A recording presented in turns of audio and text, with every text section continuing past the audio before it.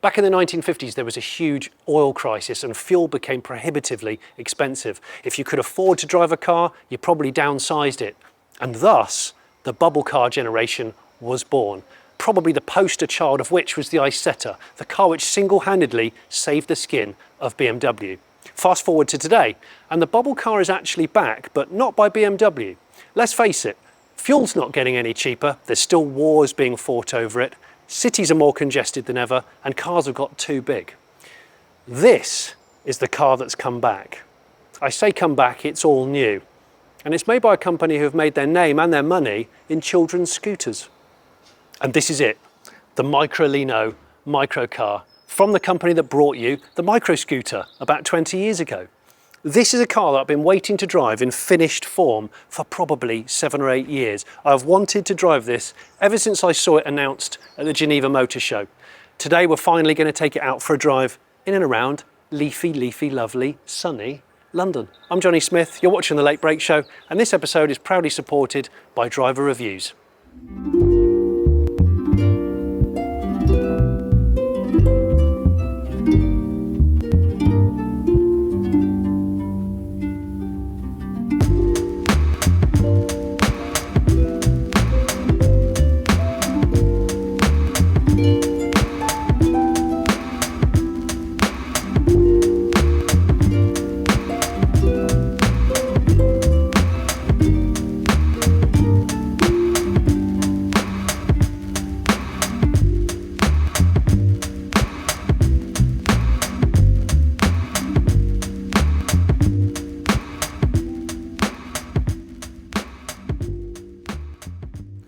I liken this moment to when Smart launched back at the end of the 90s, and it was a left-hand drive only car, but an amazing construction, tiny footprint, but with loads and loads of legroom and cabin space and a half-decent boot.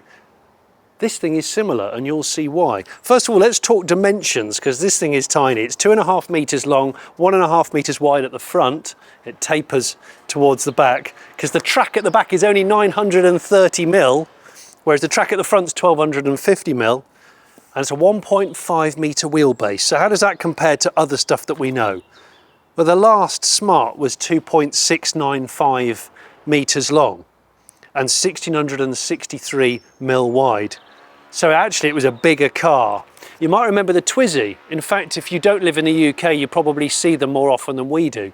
The Renault Twizy is a car that sort of borrowed the bubble car idea, but almost went for the Messerschmitt approach, which was two-seater in single file. And it was a great thing if you didn't live in Britain, because it didn't come with doors as standard, and the British climate is mostly not like this. So it was great in Monaco and Nice, less good here. Now that car, in terms of dimensions, 2.34 meters long and 1.23 wide, and it came with 2 power outputs and a range of about 120 kilometers in total, and it was rear-wheel drive.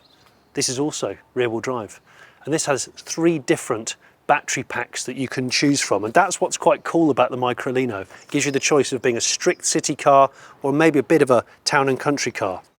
The short range is 58-mile range, and that's a 5.5 kilowatt hour battery pack, tiny.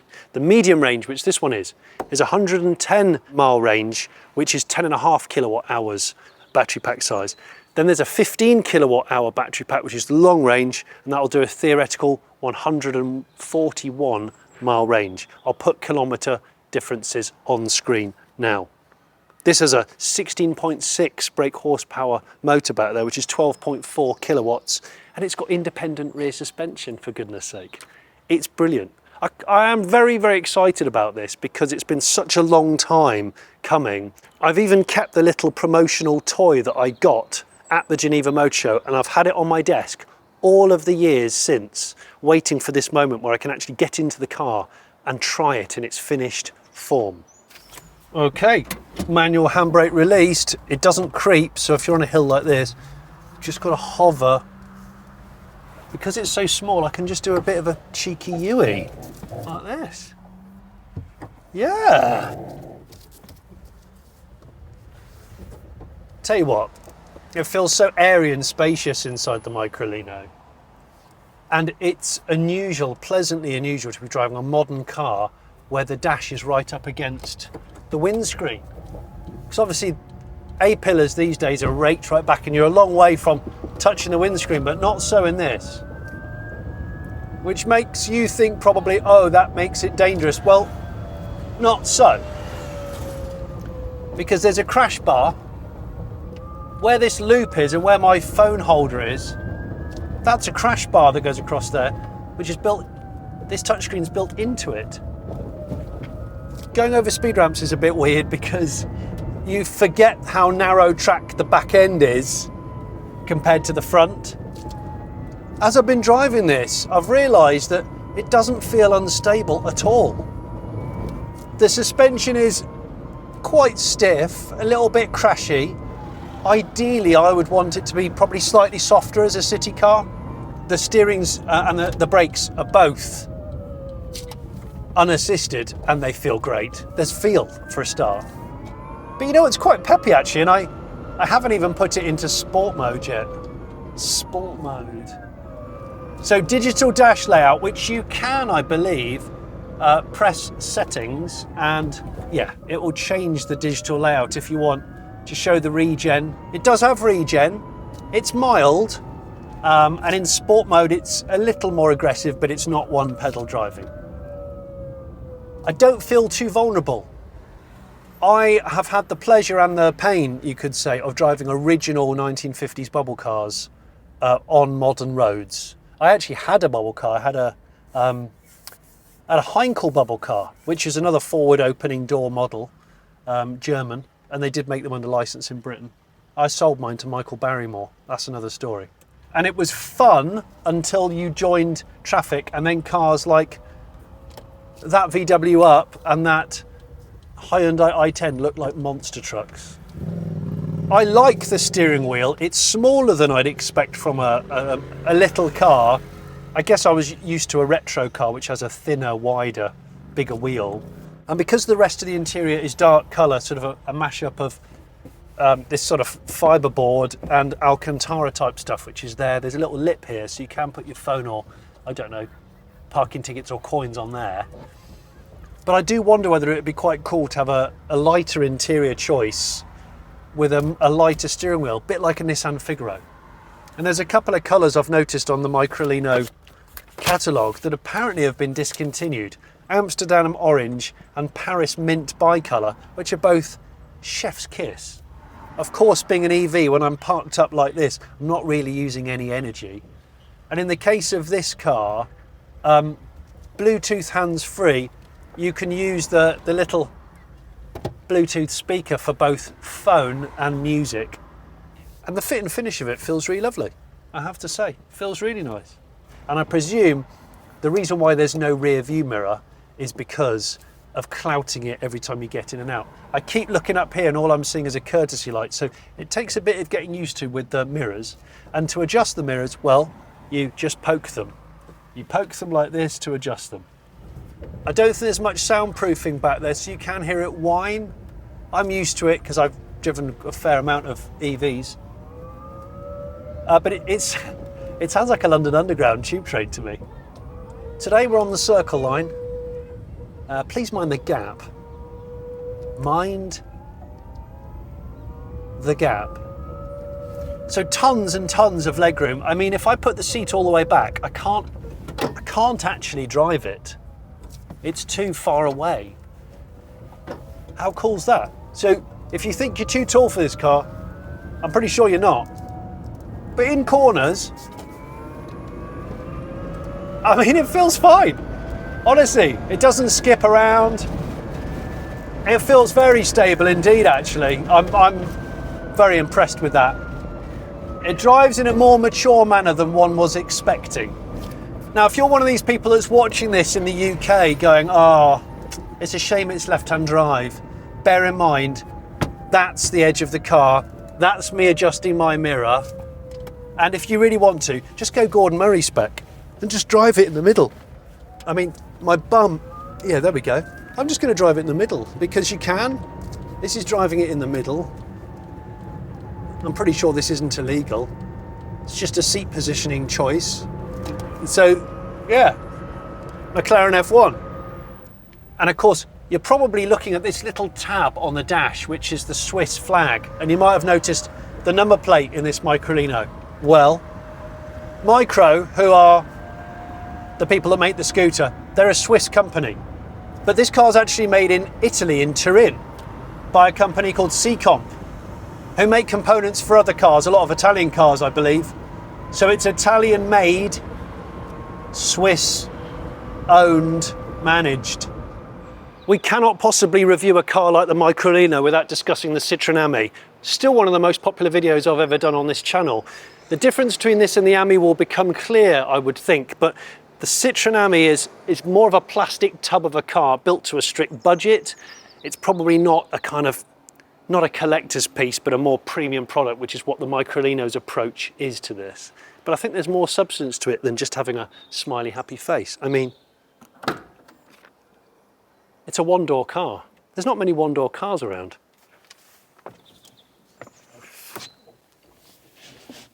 Just like the Smart was in its original form, far more roomy cabin than people ever gave it credit for. Look at this. Soft closed door function. It's great, isn't it?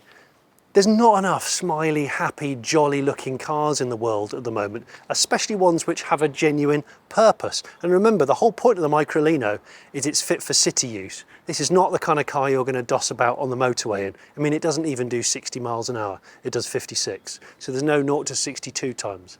But these features, there's some very neat little features. LED headlights on these lovely little snail-like stalks. But on the back of the same pod are your wing mirrors. It's a really neat little function here. That button there, the solenoid release for the door fully opens on one press. Then there's this lovely smiley little light bar, which I think is the daytime running lights, which you won't see on a beautiful day like this.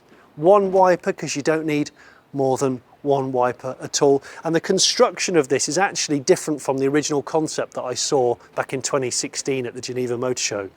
This is no longer a tubular frame like the original Smart. This is actually a steel monocoque with aluminium panels riveted onto it. That's aluminium, I believe. There's plastic bumpers.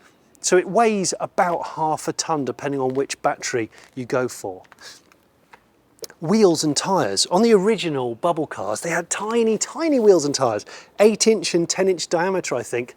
But this has got actual wheels and tyres. I think they're 13s.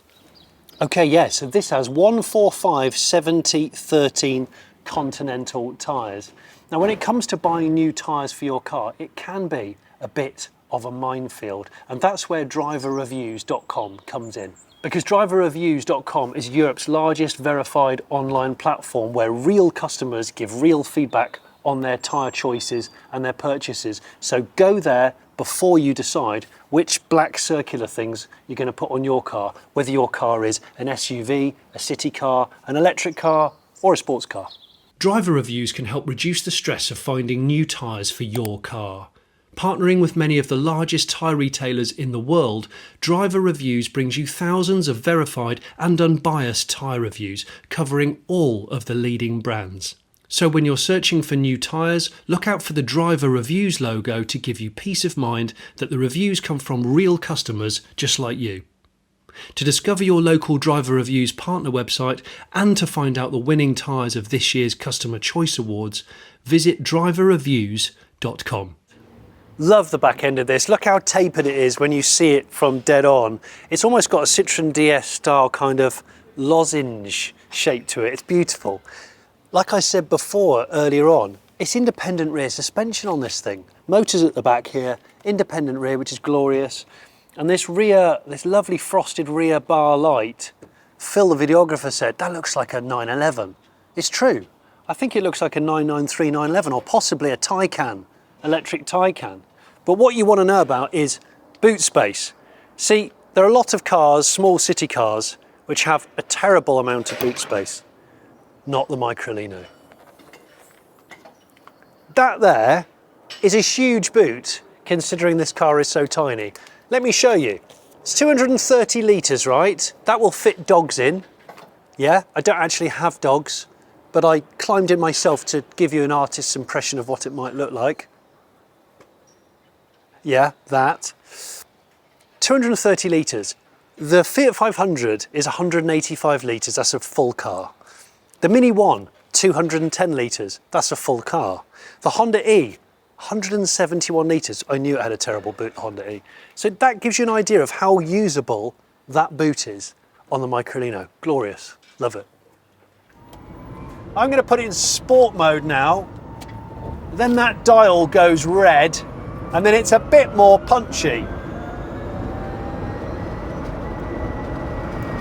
So remember, VMAX in this is 56, which I'm about to, oh no I'm not, that's kilometres an hour.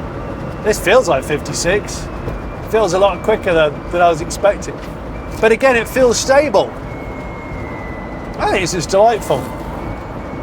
Going back to pricing in the UK is not confirmed, but we think it'll start at about £17,000 for the basic model, which will be eligible for people to drive on a CBT.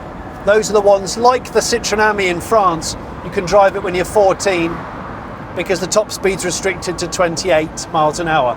Then the mid-spec like this car, or the mid-battery and top spec, will probably be about £20,000. Now bear in mind the Ami in this country is 8.5 grand. It is a lot more money than the Ami.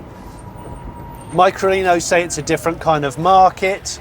It's much more style-led, and it's much less kind of value-led. And you will have exclusivity because of that. But it does beg the question, you know, you could buy a 2-year-old Honda E for that kind of money, or a few second-hand Twizys. But I feel like in winter, this you could really drive. You've got heated screens, front and rear on the touchscreen. You've got heating, no air conditioning, which I'm fine with because my air conditioning is sliding glass, which I can easily reach on the passenger side, obviously. And a full sunroof. Oh, sport mode. Yeah. See, remember this is a city-centric car. So the response in sport mode is plenty punchy enough for city life, dodging potholes and people on modified illegal e-bikes. Sorry viewers, I'm gonna have to put my glasses on for a bit because it's so damn bright and I don't have any sun visors. I've got the sun right on my dome today. And actually we are within stone's throw of a car cave that I did a couple of years ago that was a guy who was completely obsessed with bubble cars called Gary. And if you haven't watched that episode, I would love you to watch it. He's got an original Isetta, Messerschmitt, all sorts. We have to put the joy back into motoring.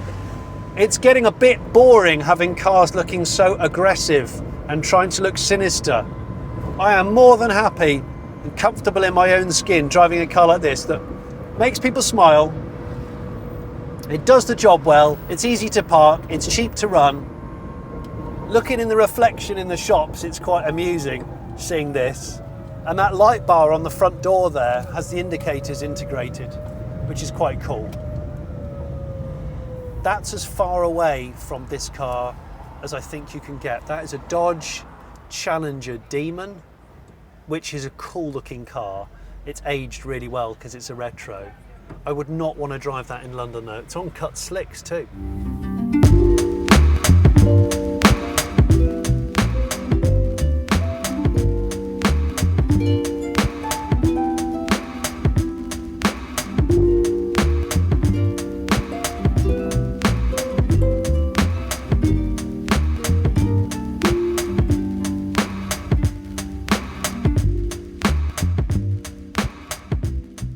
I've just pulled over in front of an average SUV that you sort of see in London. I think that might be an Audi Q7.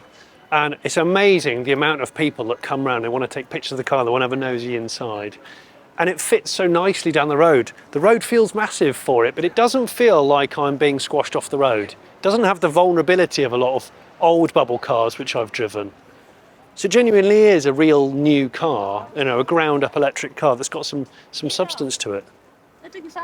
But if you don't like being seen and looked at, it's not that kind of car, really. Can you see? Because people are already photographing as I get in. Yeah.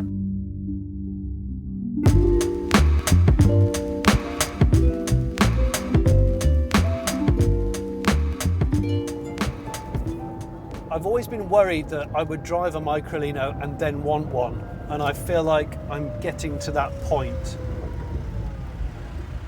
Although I have a lot of two-seat cars in my life, which is not great when you're a father of two. It's really peppy.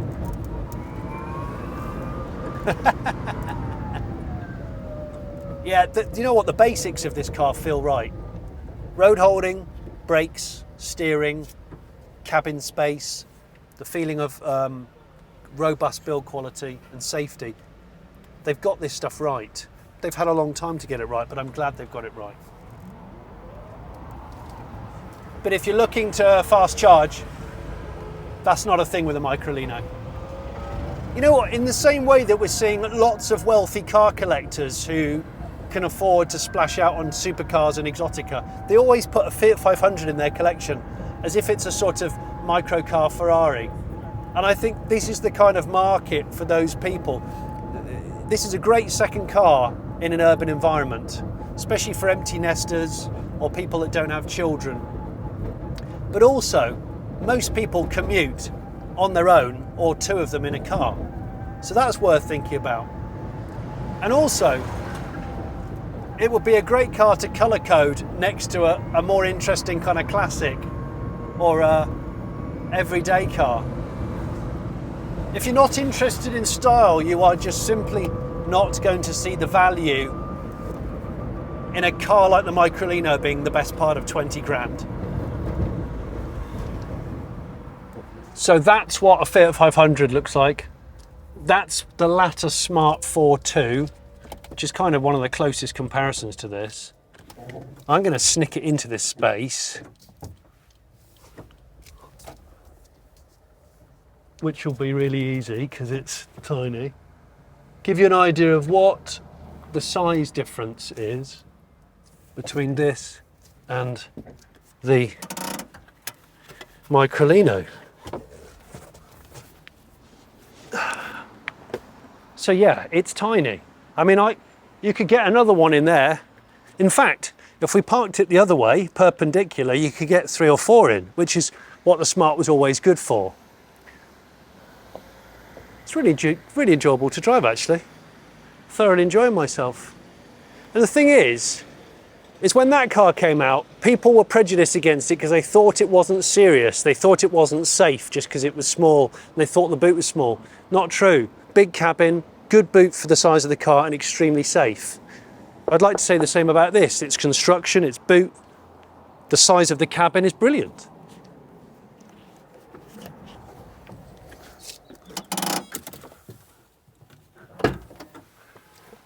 I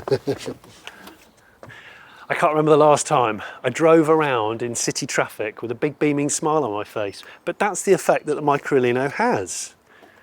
It makes you smile. You drive around and people like looking at it. It brings a bit of joy, but not only that, it's a genuinely useful car. As long as you use it in a town, in a city, and you want to travel as 2 people or single people and with a big boot, it's glorious. It's not a caricature with no substance. It actually has a lot of substance, and I'm so glad.